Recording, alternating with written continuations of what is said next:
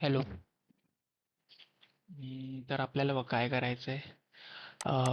मी already तुझा जो folder आहे तो मी इथे डाउनलोड करून ठेवला आहे, तू इथे बघू शकतोस. तर मी आधी याला एक्स्ट्रॅक्ट करायचं आहे, एक्स्ट्रॅक्ट ऑल करायचं, एक्स्ट्रॅक्ट. ठीक आहे, मग ते एक्स्ट्रॅक्ट होईल. हे बघ, हे एक्स्ट्रॅक्ट झालं. माझ्या फोल्डरमध्ये बघितलंस तर इथे तुला दोन फाईल दिसणार.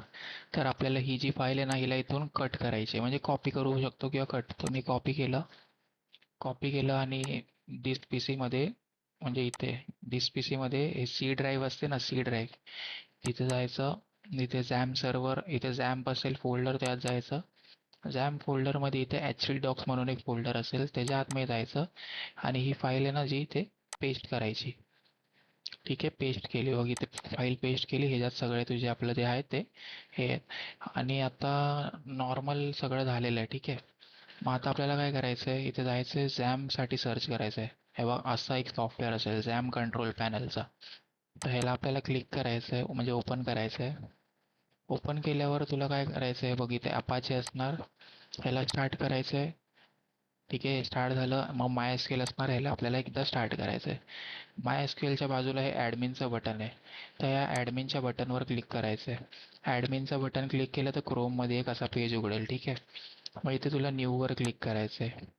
न्यूवर क्लिक करायचं, इथे तुला नवीन डेटाबेस बनवायचं आहे. तर डेटाबेसचं नाव काय ठेवायचं ते आपल्याला इथे दिसेल, तुला दाखवतो.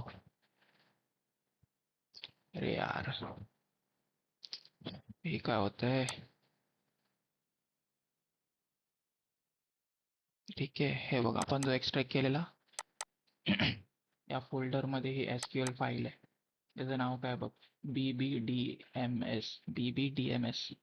तर मग आपल्याला इथं BBDMS टाईप करायचं आहे, BBDMS. ठीक आहे, इथे क्रिएट डेटाबेस टेबलमध्ये आणि मग क्रिएट करायचं आहे. ठीक आहे, क्रिएट केलंस, मग इथे इम्पोर्टचं ऑप्शन असेल, तर इम्पोर्टवर क्लिक करायचं. इथं मग ही फाईल चूज करायची, इथे चूज फाईलवर क्लिक केल्यावर त्याच फोल्डरमधलं ही एस क्यू एल फाईलमध्ये जाऊन ही वाली फाईलला ओपन करायची. ठीक आहे, ओपन केलं, मग इथं स्क्रोल डाऊन करून इम्पोर्टच्या बटनवर क्लिक करायचं. ठीक आहे, जसं तू इम्पोर्टच्या बटनवर क्लिक करशील, हे बघ, इथं सगळे ते जे आहेत ते डेटाबेस इम्पोर्ट झालेत. मग इथे आपल्याला क्रोमवरच इथे टाईप करायचं आहे लोकल होस्ट. ठीक आहे, लोकल होस्टच्या नंतर एक स्लॅश, मग ते आपले असे फोल्डरचं नाव येते BBDMS, आणि परत एक स्लॅश आणि एंटर. हे बघ, ही जी आपली आहे ती वेबसाईट चालू झालेली आहे. ठीक आहे, मग तेच वेबसाईट चालू झाली आहे. इथून तू ॲडमिन लॉग इन करू शकतो. ॲडमिनचं युजर नेम आणि पासवर्ड काय ते आता मला माहीत नाही. इथे बघ, इथे ॲडमिनचं युजर नेम आणि पासवर्ड इथे दिलेलं असेल. ॲडमिनचं युजर नेम हे आहे, पासवर्ड जे आहे ते हॅश फॉर्मॅटमध्ये आहे. तर बहुतेक ॲडमिनच असेल दोन्ही पण. तर मी एकदा टाकून बघतो.